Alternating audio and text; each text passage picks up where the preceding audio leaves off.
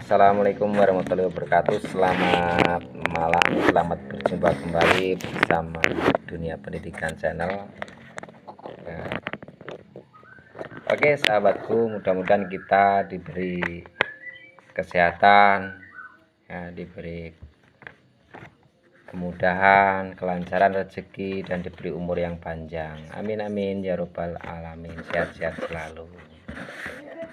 Oke sahabat-sahabatku yang aku banggakan, di saat ini kita akan melanjutkan video kita pada malam hari ini, yaitu membahas tentang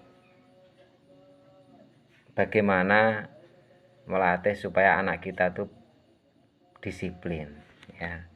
Jadi kita sebagai orang tua mengajarkan kepada anak kita ya, itu memang wajib ya, dibandingkan pendidikan di sekolah itu waktunya lebih dikit. Maka dari itu sepenuhnya itu tanggung jawab orang tua di rumah. Oke ya sahabat, jadi kita perlu memahami betul waktu yang digunakan untuk sekolah itu terbatas. Waktu yang paling panjang itu adalah di rumah, yaitu wewenang kewajiban sebagai orang tua mendidik anaknya di rumah ya. Oke, jadi di sini dunia pendidikan akan membahas yaitu tentang disiplin. Bagaimana cara melatih anak kita itu supaya disiplin. Nah, disiplin dari segi apapun kita bisa membaca dari karakter anak kita sendiri. Terkadang kita salah kalau sampai kita nggak paham maksud karakter dari anak kita sendiri. Itu. Jadi kita perlu memahami betul. Maka dari itu sebagai orang tua wali kita wajib untuk mengawasinya. Jadi langkah awal yang perlu kita laksanakan yaitu melatih disiplin itu. Jadi kita menulis jadwal untuk si anak tadi. Anak itu entah anak perempuan, anak laki-laki, anak masih usia, tentunya masih anak-anak sekolah lah ya, dari tahap-tahap dasarnya. Jadi mudah-mudahan nanti dengan adanya dikasih jadwal dengan waktu yang tepat, mudah-mudahan anak itu akan belajar dengan sendirinya, terpanggil untuk berdisiplin. Oke sahabat ya, kita lanjut. Misalnya kita kasih jadwal tugas harian terhadap anak didik kita di rumah. Jadi anak itu sesudah melaksanakan sholat subuh ya, itu kan kita ambil rata jam 6 ya kan, kita tulis jam 6, jam 6.00 lah.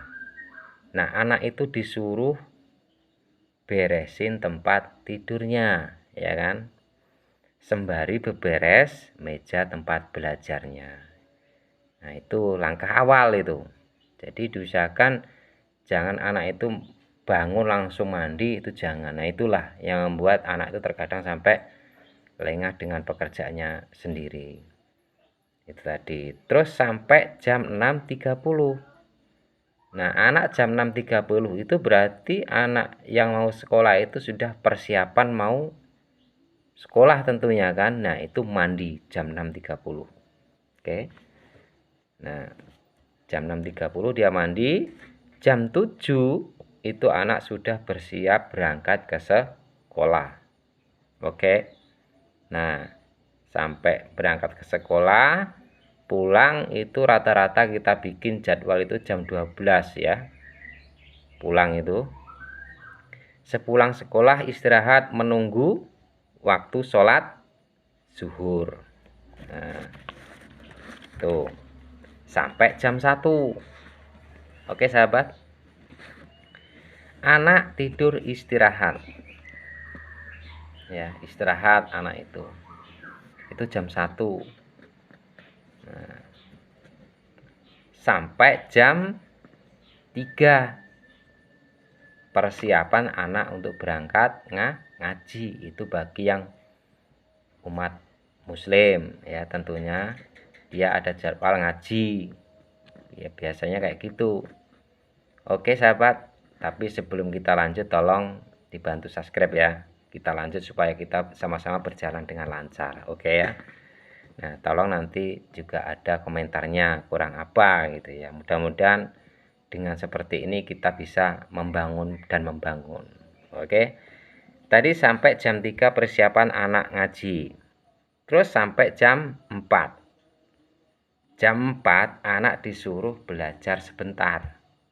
Belajarnya sebentar itu seperti apa? Misalnya paling enggak anak itu memegang buku ya, walaupun cuma memegang tapi dia sudah berkeinginan untuk belajar. Oke. Biasanya anak kita itu kalau hobinya gambar, terkadang dia ngambil alat untuk gambar biasanya. Terus ada yang hobinya nyanyi, dia nulis dengan belajar nyanyi. Biarin anak itu berkembang dengan sendirinya, yang penting dikasih waktu untuk belajar sebentar. Oke, sampai jam 5. Jam 5 itu persiapan anak disuruh mandi. Oke, jam 5 anak disuruh mandi. Jam 6 itu persiapan anak mau melaksanakan sholat maghrib. Itu biasanya ada yang berjamaah di musola atau di masjid, ada yang di rumah berjamaah bersama orang tuanya ya. Nah, setelah sholat maghrib jam 7 itu baru kita makan bersama. Usahakan kita itu makannya diusahakan bersama, kumpul ya, bersama keluarga, diusahakan itu. Jadi jangan makan sendiri-sendiri, anak yang satunya bawa makan, anak yang satunya. Nah, itulah yang kurang kondusif untuk membagi waktunya. Oke, makan bersama. Terus jam 7.30 itu anak belajar lagi ya. Sampai jam 20.30 sampai setengah 9 lah. Biarin anak itu mau belajar kayak apa, biarin. Kalau dia mau bertanya baru kita kasih tahu, oh seperti ini. Tapi kita perhatikan aja. Kalau memang dia ada keluhan, berarti dia butuh pertolongan, baru kita nolong. Tapi kalau kita lihat dia dengan enjoynya sendiri dia belajar,